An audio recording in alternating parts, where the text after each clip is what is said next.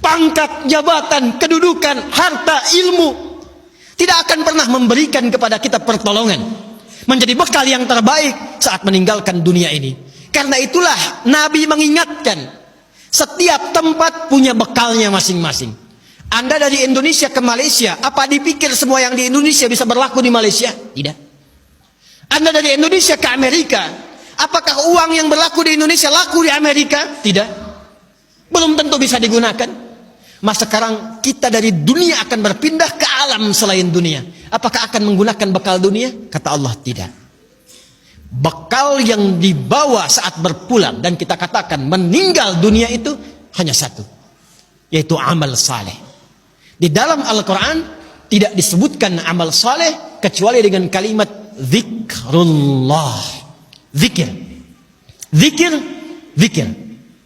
Zikir adalah nama lain dari amal saleh. Sekaligus secara bahasa juga peringat. Seakan Allah ingin mengatakan, hei, ingat kamu akan wafat. Ingat kamu akan meninggal. Sekarang pangkatnya tinggi, hartanya banyak, ilmunya luas. Saat pulang ingat, saat meninggal dibawa tidak itu. Pakaian cuma 2 helai kain kafan, tidak ada kantongnya.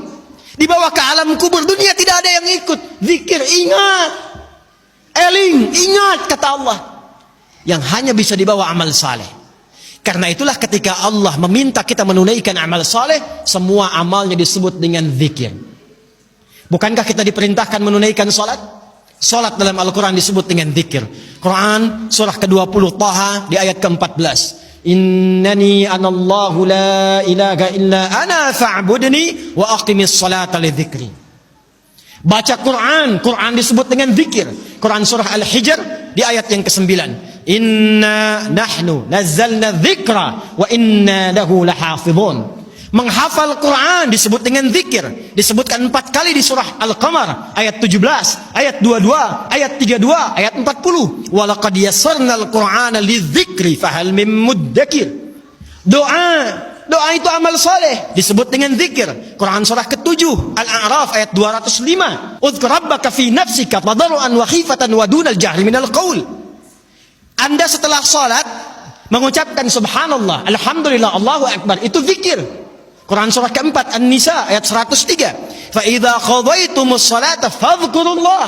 Maka kata Allah, ingat, kalau sudah sampai akhir pekan itu, yang dihitung jangan cuma dunianya. Berapa ya harta yang dikumpulkan selama kerja ini? Di pasar berapa keuntungan yang diraih? Di kantor berapa omset yang didapatkan? Berapa pangkat yang sudah diletakkan di pundak itu? Berapa ilmu yang sudah diraih? Kata Allah, ingat, saat meninggal apa bekal zikir yang telah kamu siapkan? Bahkan jangan-jangan sampai sekarang pun, puluhan tahun kita hidup, untuk sholat pun belum mampu mengenal, mengetahui, memahami apa yang kita baca dalam sholat kita. Bahkan diberikan usia yang banyak pun, jangankan menghafal Quran, untuk baca pun masih belum punya waktu. Hadirin, anak-anak sekarang, kami katakan kepada Anda, saya membimbing anak-anak penghafal Quran. Ada yang matanya tak mampu melihat. Ada yang otaknya lumpuh. Usia 3 tahun, 4 tahun, menghafal Quran. Sampai hafal 30 juz. Dan ketika kami tanyakan kepada mereka, kenapa Anda menghafal Quran? Mereka katakan, untuk menjadi bekal ketika berjumpa dengan Allah subhanahu wa ta'ala. Ada seorang anak matanya buta. Orang katakan buta, kami katakan ditutup matanya oleh Allah supaya tidak memandang maksiat. Dia menghafal Quran, bapaknya menggendong, menaikkan ke motor, diantarkan ke penghafal Quran sampai selesai hafalan Qurannya. Ketika dia pulang ditanya, kalau kami ingin berikan hadiah, apa yang kau harapkan? Kata beliau, saya hanya ingin doa saja, supaya Allah meringankan hisab saya di hari kiamat. Saya ingin katakan, ya Allah, saya mengakui saya banyak berbuat dosa, maka mohon dengan Quran yang telah hamba hafalkan ini, kurangi hukuman kami ya Allah, ringankan hisab kami ya Allah. Anak kecil, matanya buta, belum baligh, belum berlaku hisab, menghafal Quran supaya minta hidupnya diringankan di hadapan Allah dari dosa-dosa yang mungkin dilakukan. Anda diberikan 40 tahun, 50 tahun, 60 tahun, kalau sampai detik ini mengharapkan surga Firdaus, tapi belum serius mencari bekal, maka dengan cara apa lagi dan berapa lama lagi Allah memberikan kesempatan kita untuk mendekat kepadanya?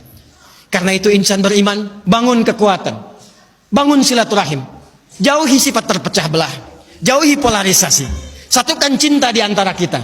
Setelah itu tingkatkan ibadah kita, niatkan setiap pekerjaan kita untuk mendapatkan ridha Allah Subhanahu wa taala, dan setiap tempat yang kita pijak, pakaian yang kita kenakan, kelak semua akan bersaksi di hadapan Allah. Itulah ikhtiar dan ibadah kita